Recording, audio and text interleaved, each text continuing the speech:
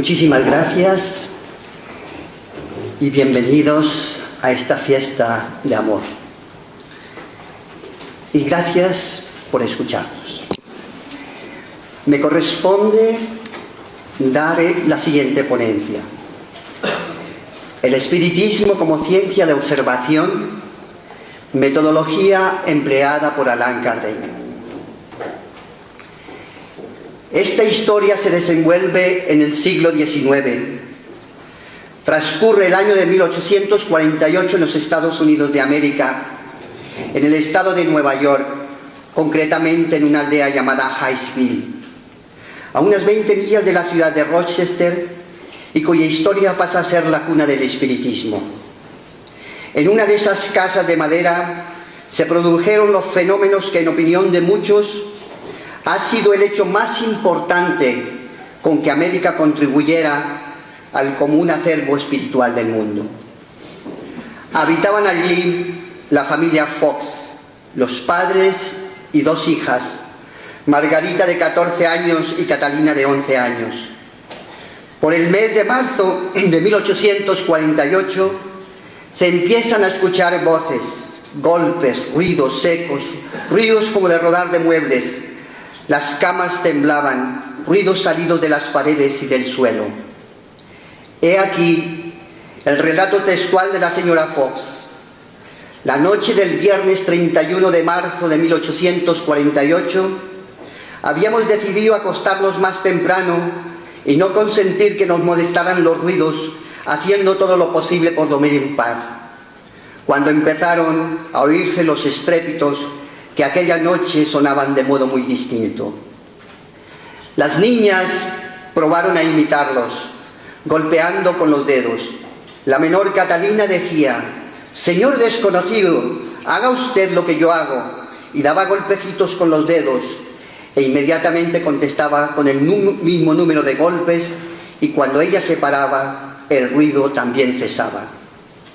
Luego hice una prueba. Pregunté al de los golpes que me indicara con golpes y de una manera sucesiva la edad de cada uno de mis hijos. Instantáneamente me dio esa edad, parándose lo suficientemente entre la de uno y la del otro para que yo pudiera contar hasta el número 7, correspondiente a mi séptimo hijo. Siguió a esto una pausa más larga y luego una serie de 3 golpes fuertes correspondientes a la edad de un niño fallecido y que era el más pequeño de todos. Luego pregunté: ¿es un ser humano quien contesta mis preguntas? A esto no me respondió con ningún golpe. Volví a decirle: si es un espíritu, que dé 2 golpes. Estos se oyeron enseguida y tan fuerte que la casa tembló. Finalmente le pregunté: ¿continuará usted golpeando si llamo a mis vecinos para que puedan también oírle? Los golpes contestaron con fuerza en señal afirmativa. Hice venir a cuantos vecinos pude, todos preguntaron y las respuestas fueron dadas con exactitud. Y así se pudo saber la historia del asesinado 5 años antes llamado Charles Rosman, buhonero de profesión de 31 años de edad. Al siguiente día sábado se llenó de gente, estaban presentes más de 300 personas.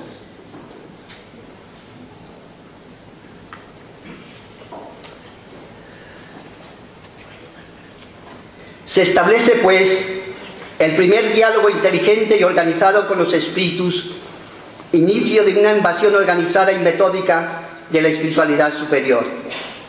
El señor Dwetzler inventa el primer alfabeto para la comunicación entre golpes y letras del alfabeto.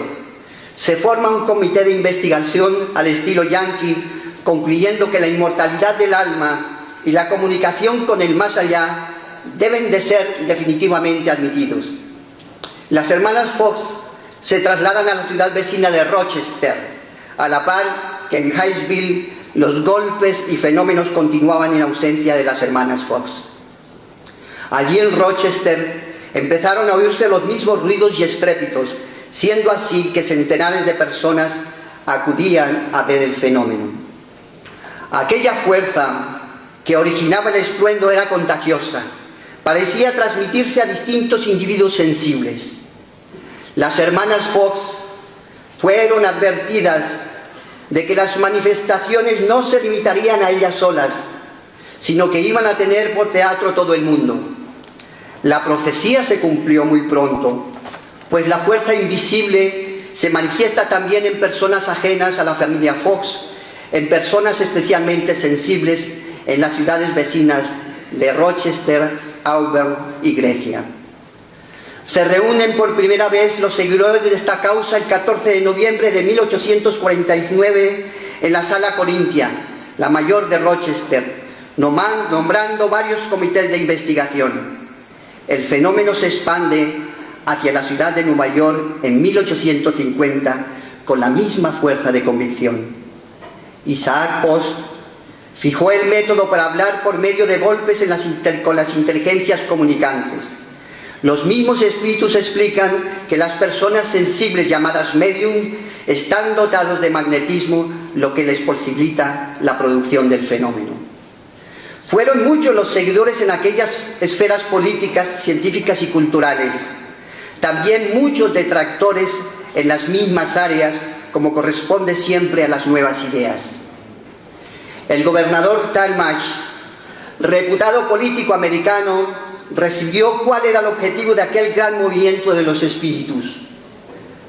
Nuestro objetivo, dicen los espíritus superiores, es que la humanidad entera viva en armonía y que los escépticos se convenzan de la inmortalidad del alma. En un espacio de tiempo increíble, el movimiento de las fuerzas invisibles se extendió y recorrió todos los estados del norte y este de los Estados Unidos de América. En el Congreso de Cleveland de 1852 se decide enviar psíquicos a la vieja Europa. El fenómeno adquiere en la vieja Europa, tanto en Inglaterra, Alemania, Francia, Italia, Rusia, Polonia, España y otros tantos países, gran difusión y pasó a denominarse como las mesas volantes, las mesas girantes o las mesas parlantes. Francia es el centro de Europa y el fenómeno hace furor en París en los años 1854 y 55, fenómeno que había invadido las altas esferas y al pueblo.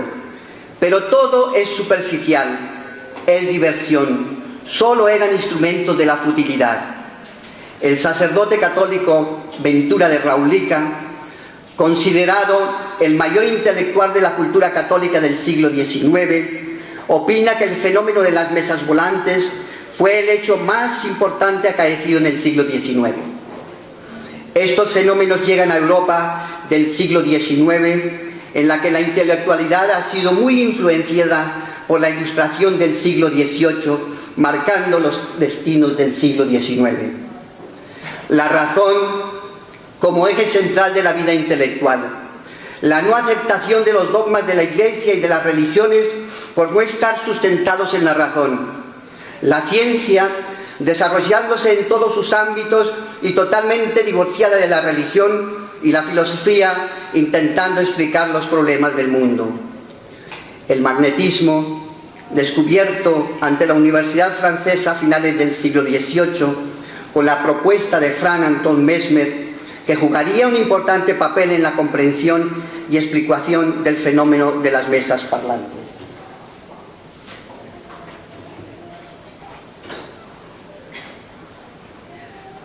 En este ambiente, el fenómeno de las mesas parlantes ha sido lanzado por las inteligencias invisibles para llamar la atención de los sabios, para ser estudiado y comprendido, esperando una explicación científica.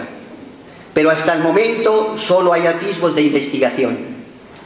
En todo este compendio de explosión fenomenológica y de confusión, aparece una figura muy relevante de la enseñanza universitaria francesa, el profesor Hipólito León de Lizarri-Bail, hijo de las luces de la razón, salido de las entrañas del método pestalozziano, donde aprende la metodología del aprendizaje y la didáctica modernas.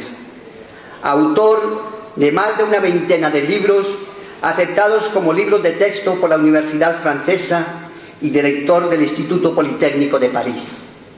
Es el educador por excelencia.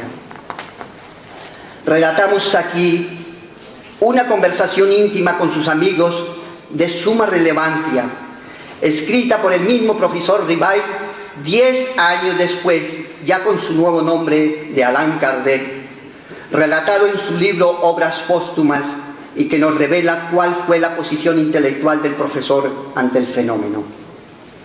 Fue en el año de 1854 que oí hablar por primera vez en mi vida de las mesas giratorias. Un día me encontré con el señor Fouquier, un magnetizador, a quien conocía de mucho tiempo atrás. Fouquier me dijo: ¿sabe lo que acabo de descubrir? Que no solo puedo magnetizar a las personas, puedo también magnetizar a las mesas, las hago mover y girar a mi voluntad, pero además las hago hablar, se las interroga y ellas responden. A eso respondí, dice Kardec: no puedo admitirlo sin ver el fenómeno y sin que me sea demostrado que la mesa tiene cerebro para pensar, nervios para sentir y que pueda convertirse en sonámbula. Hasta entonces, permitidme no ver en ello más que un cuento para hacernos dormir. Me encontraba ante un hecho inexplicable, contrario en apariencia a las leyes de la naturaleza y rechazado por mi razonamiento. Dice Kardec: yo no había visto ni observado nada aún.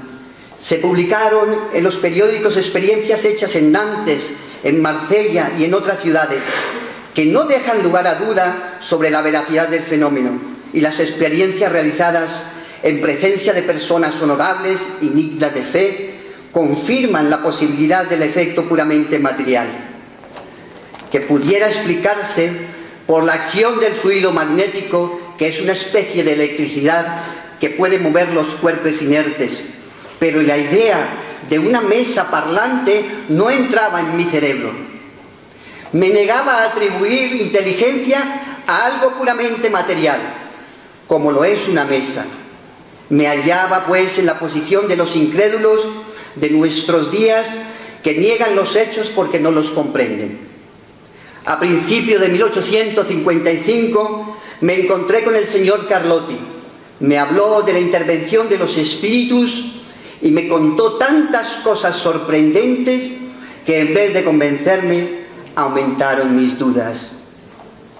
El señor Carlotti le dijo: seréis un día de los nuestros, me dijo, dice Kardec. Kardec respondió: no digo que no, el tiempo lo dirá.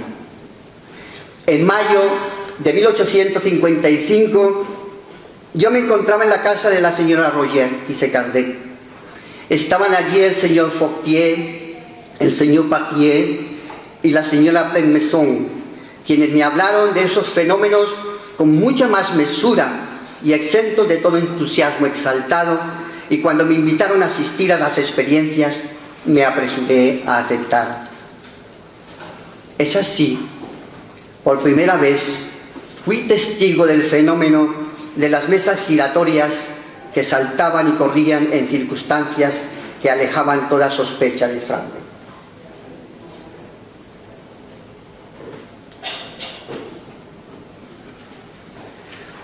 Mis ideas, dice Kardec, no se habían modificado, pero había allí un hecho que necesitaba explicarse. Creí entrever en la futilidad aparente del experimento y en el juego que se hacía del mismo un hecho serio y la revelación de una ley que me prometí estudiar en profundidad. Prontamente se me dio la oportunidad de observar con más atención el fenómeno. Continué en casa del señor Baudin a sesiones diarias en su domicilio y me convertí en asiduo asistente a las mismas. Las dos hijas del señor Baudin eran personas sensibles llamadas médiums, y en su presencia los fenómenos se producían. Los temas tratados eran frívolos, de índole material, nada era serio. La curiosidad y la diversión eran los principales móviles de los asistentes. Dice Kardec: De entrada comprendí antes de todo la gravedad de la investigación que emprendía y entreví en esos fenómenos la clave del oscuro y controvertido problema del pasado y el porvenir de la humanidad, la solución y las respuestas a todas mis búsquedas. Se trataba de una revolución completa en las ideas y creencias. Por lo tanto, debía actuar con circunspección y no a la ligera, ser positivista y dejar los ideales de lado para evitar afirmaciones ilusorias. Las palabras comprendí, antes de todo, y entreví, significan percibir, revelan el aprendizaje por medio de la intuición, lo que contraría las leyes positivistas que tratan de la medición cuantitativa de lo experimental. La intuición empieza a merecer crédito de la ciencia y de los científicos hace poco tiempo, con las contribuciones de Henry Bergson y Edmund Husserl en el siglo XIX y XX, a pesar de haber sido destacados a partir de Sócrates y Platón en el siglo IV a.C. ¿Qué es la intuición? Intuición es saber algo sin estar consciente de eso. Es un conocimiento que parece llegar hasta nosotros sin saber de dónde proviene. Una percepción súbita, un insight sin evidencia lógica. Veamos algunas afirmaciones de Albert Einstein al respecto. No existe ningún camino lógico para el descubrimiento de las leyes elementales del universo. El único camino es el de la intuición. Pienso 99 veces y nada descubro. Dejo de pensar y me sumerjo en profundo silencio. He aquí que la verdad se me revela.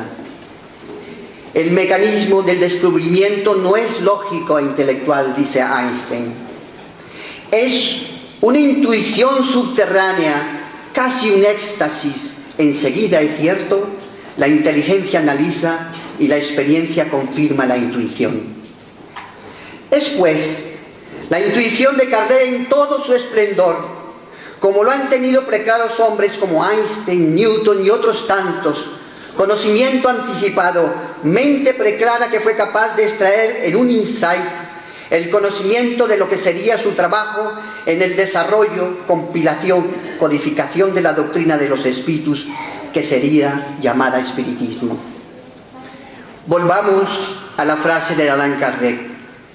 Se trataba de una revolución completa en las ideas y en las creencias.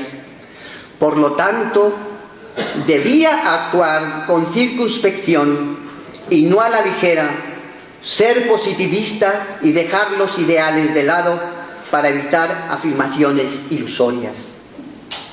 Significaba, pues, dejar la intuición como único método de aprendizaje, para no hacer afirmaciones ilusorias.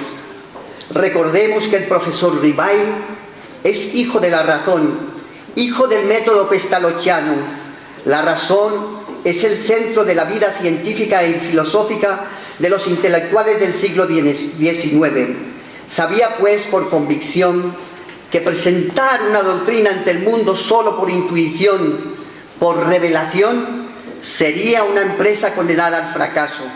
Sabía que los hechos fenoménicos debían de llevar el sello indeleble de la razón, de la ciencia, puesto que el fenómeno iba a ser presentado a la élite intelectual europea para ser estudiado y aceptado, y posteriormente asimilado por los pueblos en el que la inteligencia habíase desarrollado. Es así que aplica el método experimental, con el que se encuentra profundamente familiarizado en su condición de pedagogo y profesor universitario. Dice el profesor: con esa disposición emprendí y llevé a cabo mis estudios. Observar, comparar y juzgar fueron la regla que siempre seguí. Apliqué a esta nueva ciencia, como lo había hecho siempre, el método experimental. Jamás senté una teoría preconcebida, motivo por el cual no aceptó de entrada como hipótesis de trabajo ni la existencia de los espíritus, ni tampoco aceptó la existencia del periespíritu, ni tampoco la reencarnación, ni aceptó ninguna otra teoría o creencia espiritual o religiosa. No aceptó ninguna de estas creencias.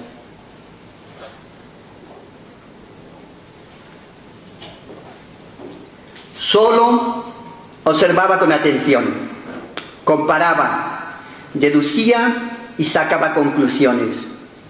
De los efectos me remontaba a las causas mediante la deducción y el encadenamiento lógico de los hechos, y admitiendo la viabilidad de una explicación solamente cuando podía resolver ella todas las dificultades inherentes al problema. Ese es el procedimiento que utilicé durante toda mi vida. Su método racional, intuitivo, apoyado en las ideas de Descartes, filósofo y matemático francés del siglo XVIII, que entendía que en el intelecto hay dos facultades básicas: la intuición, mediante la cual recibimos en el espíritu ideas y conceptos, y la deducción, por la cual es posible descubrir conjuntos de verdades ordenadas racionalmente. Y para aplicar bien la intuición y la deducción, es preciso aplicar el método. Se apoya también en el positivismo de Auguste Comte, que vivió en el siglo XIX, filósofo francés, que opina que el conocimiento solo es obtenido por medio de los hechos. Analiza todos los hechos, aparta en su estudio cualquier preconcepto o presupuesto ideológico. La ciencia es neutra, nada de doctrinas destructivas, nada de iluminismo u otras doctrinas políticas. Dice Kardec: he necesitado más de un año para estar convencido yo mismo, lo que os prueba que si lo estoy, no ha sido a la ligera. Veamos qué hechos que denominaremos fenómenos observó Kardec al inicio de su trabajo. Lo hemos dicho ya: las mesas girantes, las mesas volantes y las mesas parlantes. No solo hubo movimiento de mesas, hubo movimientos, como es evidente, de todos los objetos físicos que nos podamos imaginar. Objetos y mesas que se mueven solas sin apoyo humano, que corren, se apoyan sobre una sola de sus patas, saltan, mesas de incluso 100 kilos de peso, que giran a velocidad sobre sí mismas, vibran con gran intensidad, quedan suspendidas en el aire o en el techo durante prolongado tiempo, para luego bajar lentamente y posarse en el suelo. Otras veces cae con fuerza y se golpea en el suelo y se rompe, lo que prueba con toda evidencia que no se está siendo víctima de una ilusión óptica. Se oyen golpes dentro del objeto sin que la mesa se mueva, y hemos visto y constatado que el fenómeno se produce bajo la presencia de una o varias personas sensibles llamadas médiums. Una vez constatada la existencia real de los hechos sin lugar a dudas, Kardec acepta el hecho como cierto y procede al estudio y se pregunta: ¿cuál es la causa del movimiento de estos objetos? Veamos lo que el codificador nos dice. Esos efectos podían explicarse muy bien por medio de la intervención de una corriente magnética o eléctrica o de cualquier fluido. Tal fue la primera explicación que se me dio o que se dio a estos fenómenos, y que en verdad podían pasar como muy lógica. No cabe duda que hubiera prevalecido tal explicación si otros hechos no hubiesen venido a demostrar que tal explicación no era suficiente. Estos nuevos hechos eran las pruebas de inteligencia que los fenómenos ofrecían. El primer efecto inteligente que se observó en ellas consistía en el hecho de que tales movimientos obedecían a las órdenes que se les daban por los presentes. De esta manera, y sin desplazarse, la mesa se levanta alternativamente sobre una pata o sobre otra, conforme al mandato impartido por los presentes. Luego, retornando a su posición de reposo, producía un determinado número de golpes, respondiendo así a una pregunta que se le había formulado. En otras ocasiones, la mesa, y siempre sin que ninguno de los asistentes tuviese contacto físico con ella, se paseaba por la habitación, yendo hacia la derecha o a la izquierda, adelante o atrás, y ejecutando los movimientos que se le ordenaban. Había allí, pues, una causa inteligente que producía aquellos movimientos. Veamos más. No solo por medio de golpes expresaban su inteligencia, sino que lo hacían sobre todo mediante los crujidos en el interior de la madera.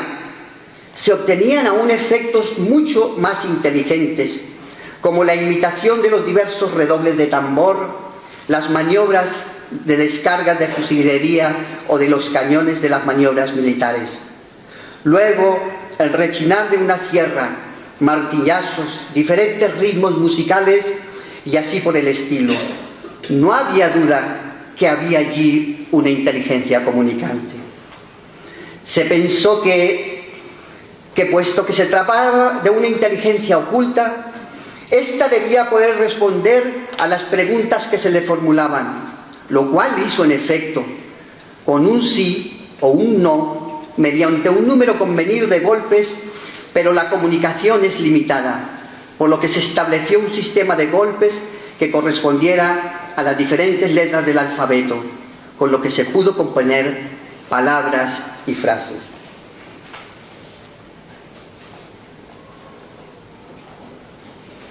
Estos fenómenos, reproducidos a voluntad por millares de personas y en todos los países, no dejaban lugar a dudas respecto a la naturaleza inteligente de las manifestaciones.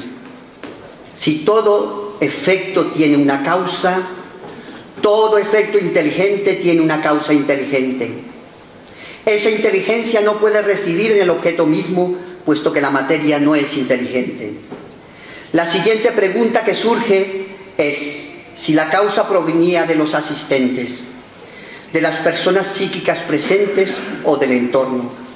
No tardó mucho tiempo en demostrar la experiencia que no provenían de los presentes. En efecto, las respuestas se manifestaban en la mayoría de los casos en oposición formal con el pensamiento y los conocimientos de los presentes, cuyas respuestas dadas por la inteligencia comunicante exceden con mucho el conocimiento y la inteligencia de los presentes.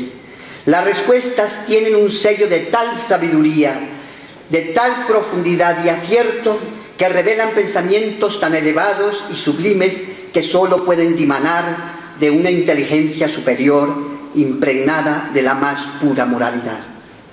De elevados conocimientos de física, de química, de filosofía, literatura, medicina, incluso expresadas en distintos idiomas totalmente desconocidos por los presentes.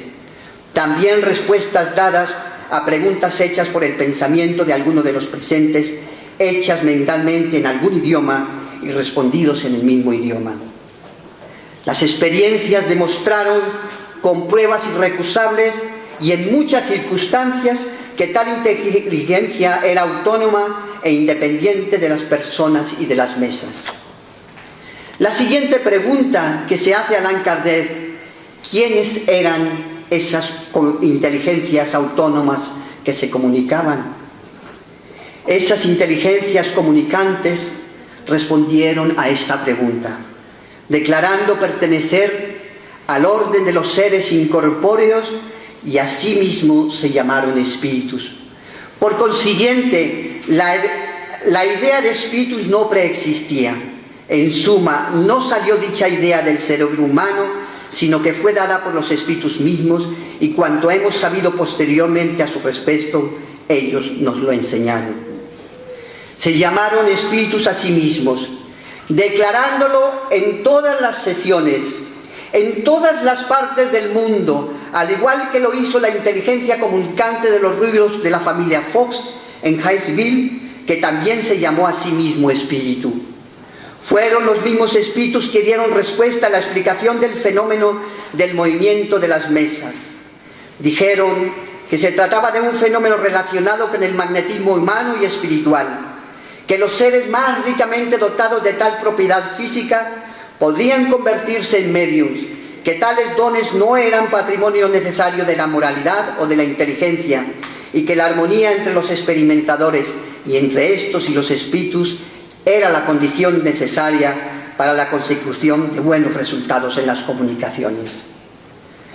La comunicación por medio del alfabeto era lenta y por insinuación de las inteligencias comunicantes, llamados ahora sí mismo espíritus, se utilizaron otros medios de comunicación, como el de atar un lápiz a un objeto liviano o adherir el lápiz a una cestita, e invitando a los medios presentes a colocar sus manos sin tocar la cesta, para escribir sin el concurso de la voluntad ni del pensamiento del medio. La rapidez de la comunicación era ya de grandísima velocidad y ofrecían poesías de gran sublimidad y de una pureza irreprochables, conocimientos de altos vuelos. Se resuelve por indicación de los espíritus que el medium tomen un lápiz directamente en su mano, naciendo así la escritura mecánica y otros medios más efectivos de comunicación, abandonando los medios de comunicación primitivos. Queda establecida así la comunicación formal con el mundo invisible. Dice Kardec: nadie imaginó a los espíritus como un medio para explicar el fenómeno. Hubo de ser el mismo fenómeno el que revelara esa palabra. Como se ve, después de exhaustiva investigación prolongada y fatigosa, en multitud de sesiones y aplicando la metodología científica, su método racional, se llega a la conclusión irrefutable. La primera, la existencia de los espíritus, y la segunda, la realidad de la existencia de las relaciones entre el mundo invisible y el mundo visible o corpóreo. Solo se aceptó la existencia de los espíritus cuando su existencia se mostró evidente a través de la observación de los hechos. Dios sabe cuántas hipótesis de trabajo hubo, dijo Kardec. Así pues, la teoría nació de la observación de los hechos. Es la teoría que viene después a explicar los hechos. Por ello se afirma que el espiritismo es una ciencia de observación, no producto de la imaginación, no nacida de la mente de ningún hombre u hombres, ni es nacida solo por revelación, como lo han sido todas las doctrinas religiosas del mundo. Tiene su origen en Dios, en la iniciativa de los espíritus y en el trabajo del hombre. Por ello tiene su doble acepción.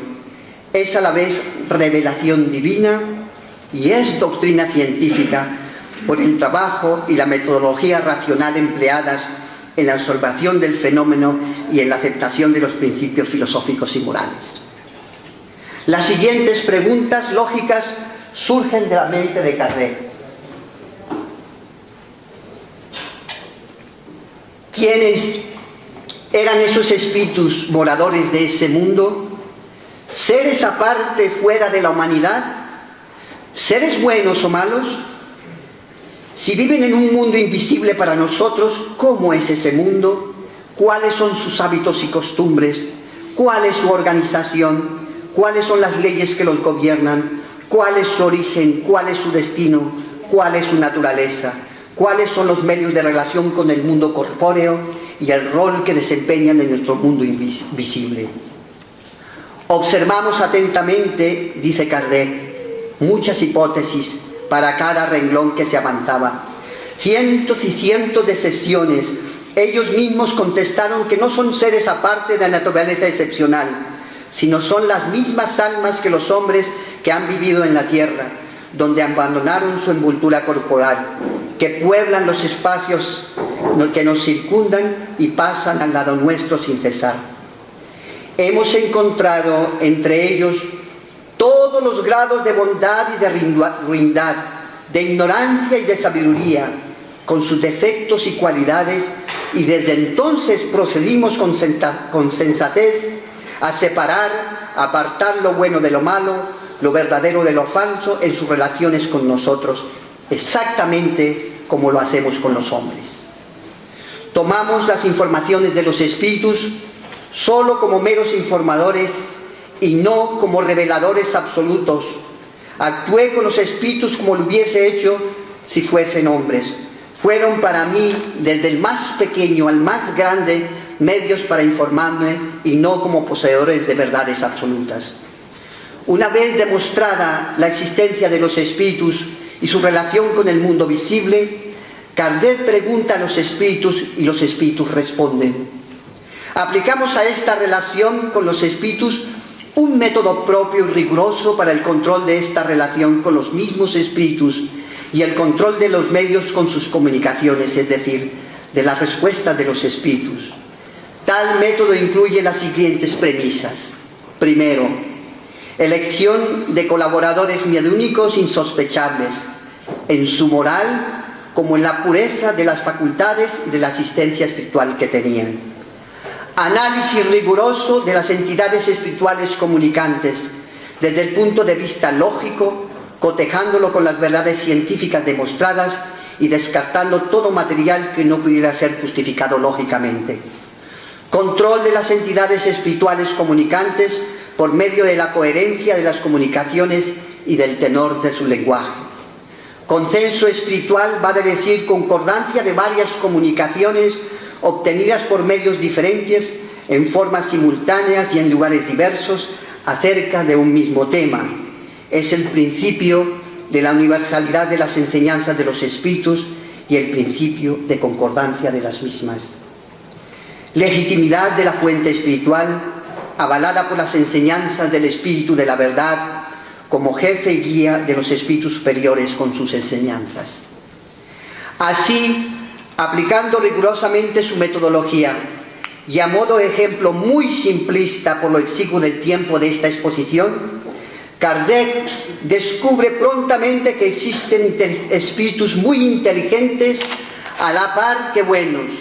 Los hay inteligentes y menos buenos. Los hay buenos con poca sabiduría y los hay ignorantes en diversos grados de maldad e inteligencia, aprendiendo que existe en el más allá una jerarquía moral, especialmente destacando entre ellos los espíritus superiores con mayor conocimiento y mayor moralidad.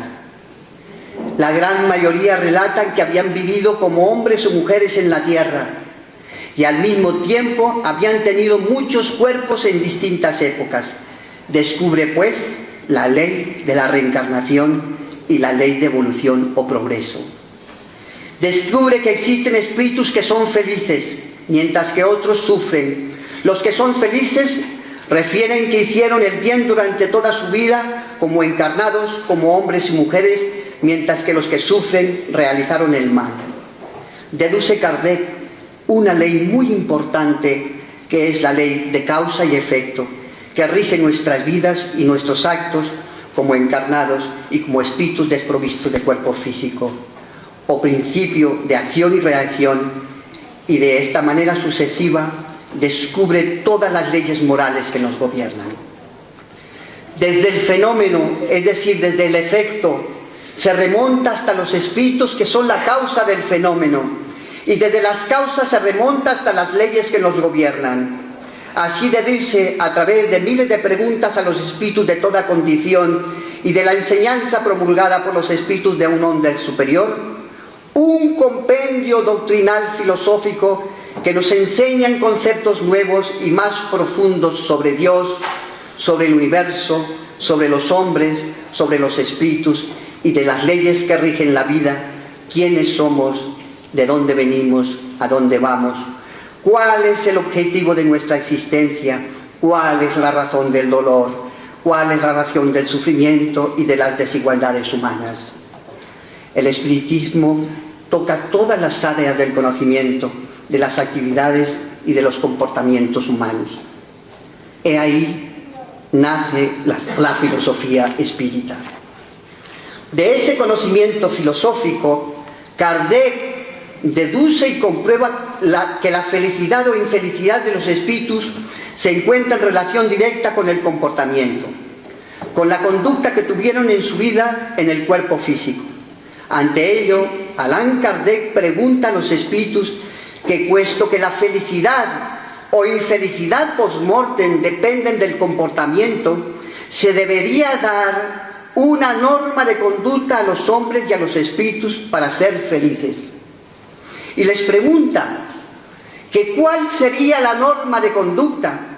Los espíritus fueron unánimes en contestar, entre los buenos y superiores, que la norma de conducta que debe de darse a todo el mundo son las enseñanzas que Cristo enseñó.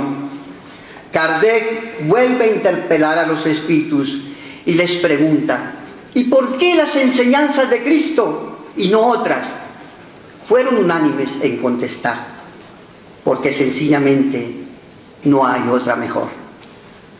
Nos dicen en la cuestión 625 del Libro de los Espíritus que Jesús es el hombre, el arquetipo de la perfección moral a que puede aspirar la humanidad de la tierra. Dios nos lo ofrece como el modelo más perfecto, y la doctrina que ha enseñado es la más pura expresión de su ley, porque estaba animado del Espíritu Divino y fue el ser más puro que haya aparecido en la tierra.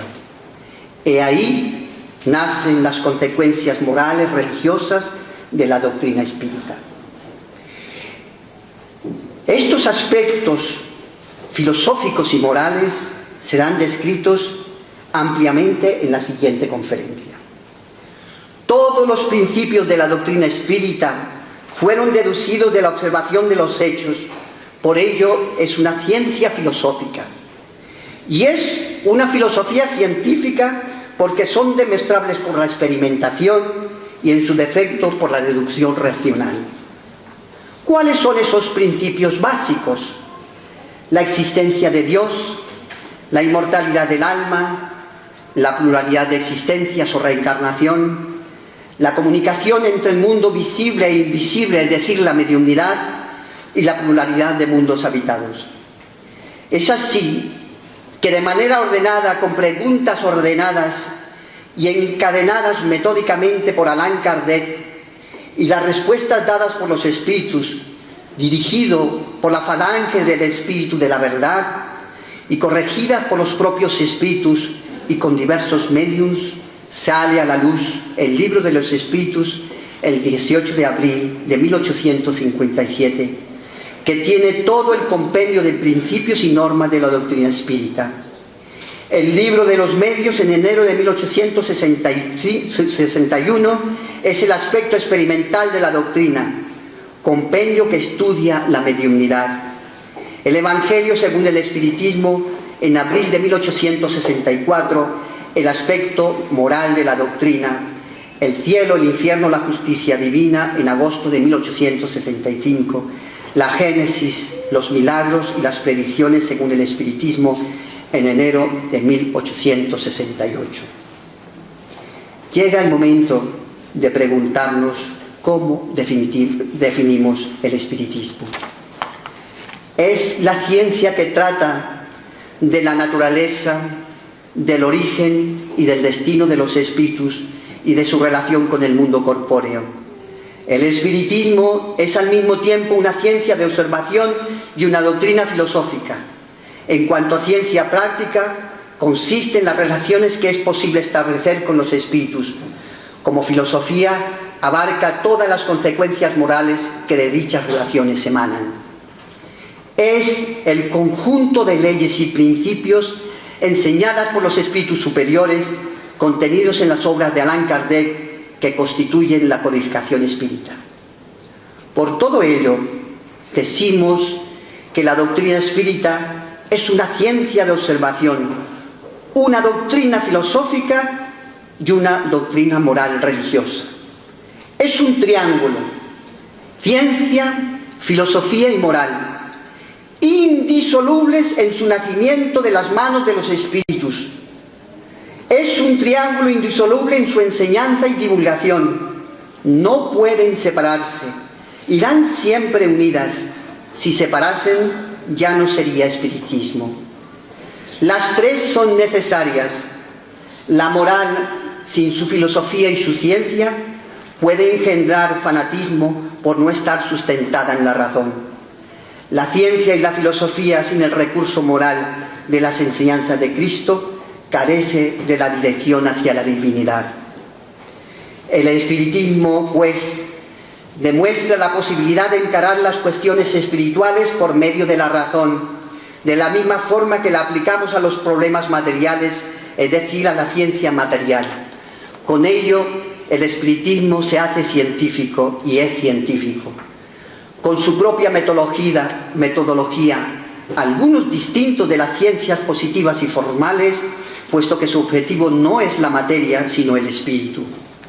Con el método científico, el espiritismo saca al espíritu y sus problemas de la abstracción para tornarse accesible a la investigación racional e incluso a la investigación experimental, de tal forma que los fenómenos espirituales o los mismos problemas del espíritu antes del espiritismo, antes de Kardec, que eran considerados o explicados como espiritualismo utópico, milagroso o sobrenatural, enigmáticos de iluminación divina, en el mundo de la abstracción y la fantasía o de la superchería, con el espiritismo, con y después de Kardec, y con la aplicación de su metodología, el espiritismo se hace científico y racional, de tal manera que lo sobrenatural se hace natural, porque se conocen las leyes que gobiernan el universo.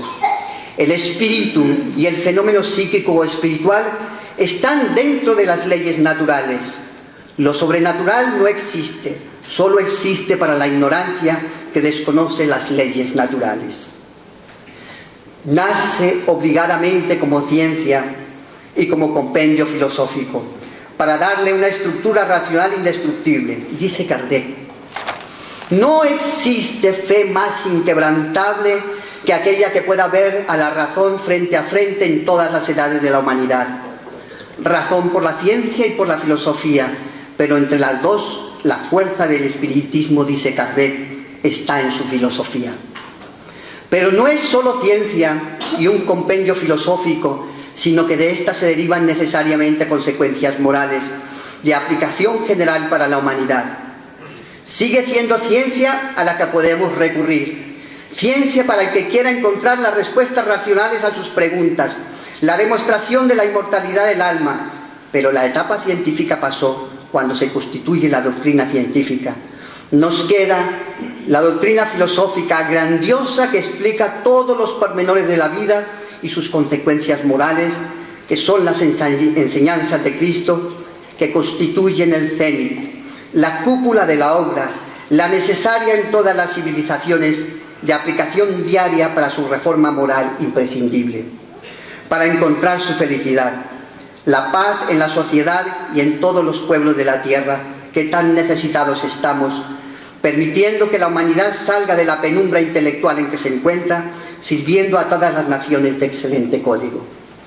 Es de esta última que precisamos y ella constituye todo el esfuerzo divulgativo. Ha dicho Allan Kardec: el lado más bello del espiritismo es su faz moral. Por ello se define al verdadero espiritista en valores morales. Se conoce el verdadero espiritista por su constante transformación moral, por el deseo de ser cada día mejor y en el esfuerzo que realiza para mejorar sus malas inclinaciones. Fe por lo religioso y razón por la ciencia y la filosofía. Fe razonada, que es la fe espiritista. Yo creo porque yo sé. Se cumple con ello, con el advenimiento de la doctrina espírita, la profecía que hicieran los espíritus en Hillsville, que todo aquel movimiento fenoménico tenía como destino la comprobación de la inmortalidad del alma y para que la tierra viviera en armonía. A la par que se cumple la promesa de Jesús de enviar el Espíritu de la verdad, el gran Consolador, para recordar, rectificar y ampliar las enseñanzas que Cristo enseñó. Permitidme reflejar en estos momentos